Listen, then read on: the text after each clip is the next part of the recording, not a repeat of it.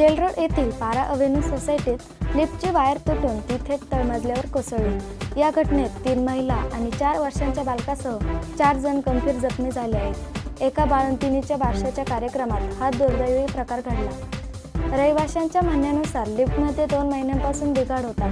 वारंवार तक्रार करूनही बिल्डर आणि लिफ्ट कंपनीने दुर्लक्ष केले। या प्रकरणी बिल्डर किसन चंद्रकांत पोखर आणि लिफ्ट कंपनी विरोधात नाशिक रोड पोलीस ठाण्यात गुन्हा दाखल करण्यात आला असून तपास सुरू आहे। माझे नाव उज्ज्वला रवींद्र मकवार। मी पीडित महिलेची सासू आहे। माझी 3 महिन्याची ओली बाळंतीण आज मरणाच्या दारात आहे।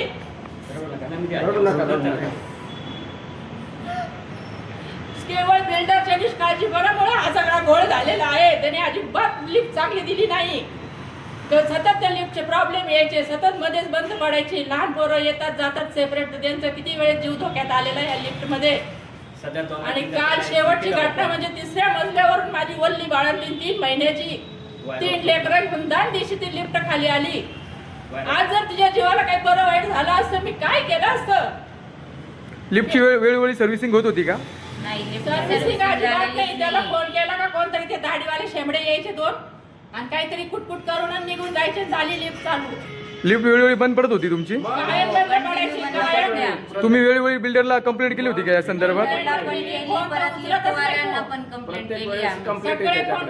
फोन उचलत आणि एवढं होऊन पण बिल्डर नाही आलाय किंवा कोणी अधिकारी पण नाही आलाय। फोन इथं मरणाच्या दारात आहे पण त्या बिल्डरने अजून फोन करून विचारलं नाही।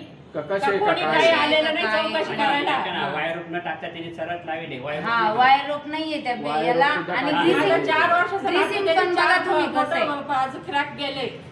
4 वर्षाचा मुलगा आहे त्याचे पण 4 क्रॅक गेले पायाला। त्याला उठता येत नाही किंवा बसता येत नाही। डॉक्टर सांगितलंय आता सूज उतरल्याशिवाय पुढचं ऑपरेशन होणार नाही डॉक्टर सांगताय। अजून एक 4 वर्षाची पुतणी माझी आणि 2 पुतण्या माझ्या एकीचा मनगेला त्रास झालाय, एकीचं छातीत दुखतंय म्हणून ती पोर 5 वर्षाची तिला सांगता सुद्धा येत नाही काय काय दुखतंय म्हणून ती नुसती रडतीये। काय करायचं सांगा अशा परिस्थितीत आम्ही? तुम्ही पोलीस स्टेशनला गुन्हा दाखल केलाय? लगेच रात्रीच आम्ही गुन्हा दाखल केलेला आहे।